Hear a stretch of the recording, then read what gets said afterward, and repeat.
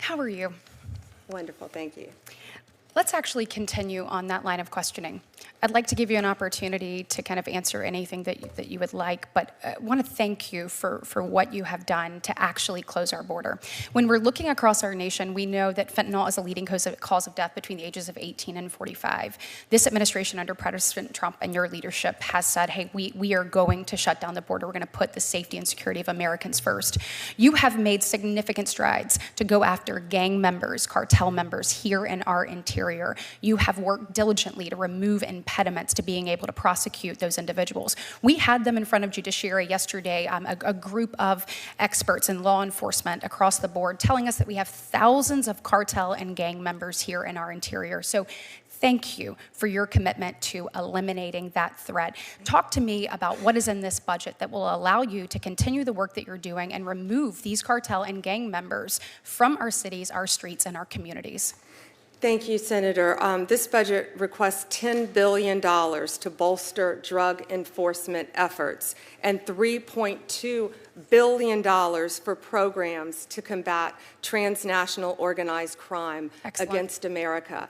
And transnational crime, that's these gangs that have infiltrated, through Biden's open border policies, have infiltrated our country. Sinaloa, they want to talk about Mexico, MS-13, TDA, Venezuela. They opened their prisons in Venezuela and let these people come to our country no longer. They are so well organized.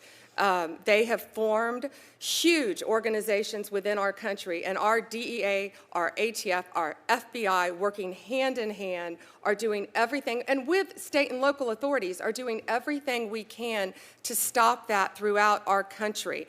And that's why I would ask everyone to support the big, beautiful bill, because that helps our budget as well for national security. Absolutely. And General Bondi, I want to thank you and your team. I know that ATF has seized more than 2,000 firearms going to Mexico. So despite the conversation we just heard, you have placed a seriousness on securing our border both ways and making sure that American citizens are safe. So thank you for the work that you are doing and all law enforcement officers that report to you. Thank you. I want to talk a little bit more about the Asylum program. We have seen that be abused massively.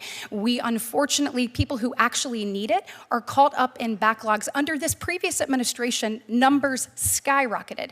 I know that you and the people who work with you have prioritized this to make sure that we get the fraud out of the system. We saw President Biden actually, eliminate that program. Thank you for placing emphasis on it. When there is someone who needs to claim asylum, we want them to have the opportunity to do that. But the fraud is preventing us from actually hearing these cases. So talk to me about what you're doing there and what we can do to make sure that we remove that backlog and any duplicity that we see in the system. Yeah, thank you for that question, Senator. As of May 2025, there were 3.8 million pending cases. And that was a decrease of more than 235,000 cases over a 4-month period. My budget requests $844 million for EOR, for immigration, to support the enforcement of the federal immigration laws. This supports 734 immigration judges. Excellent. We got rid of the bad ones who are lazy and not doing anything, and we have ones in there now who are moving cases. Wonderful. And we will continue to do that.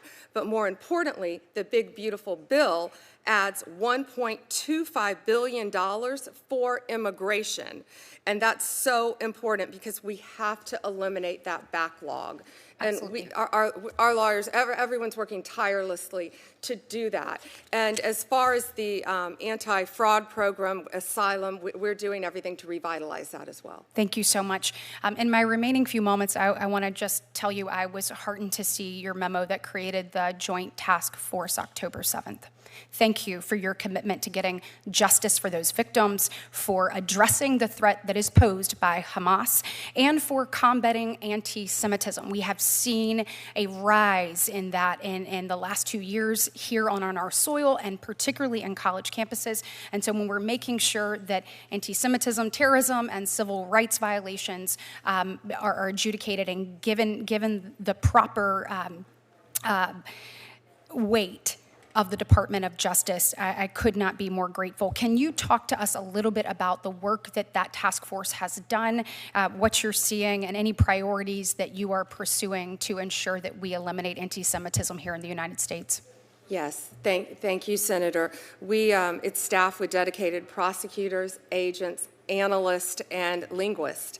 And we are working hand in hand to support all of the efforts. You know, if you're a Jewish college student now, you should be able to freely wear your star around your necklace and around your neck on a necklace and walk into college campuses. Absolutely. I had a young man tell me he had to take it off at a university because he was scared to death. And I was glad he took it off for his safety. You shouldn't have to do that. You should be proud of your religion, and you should be safe to practice your religion in this country. And we will continue to do everything through the October 7th task force to protect everyone in this country. Well, thank you so much, General Bondi, for your commitment to law and order, and appreciate all you're doing to keep Americans safe. Thank you, Senator. Senator Fisher.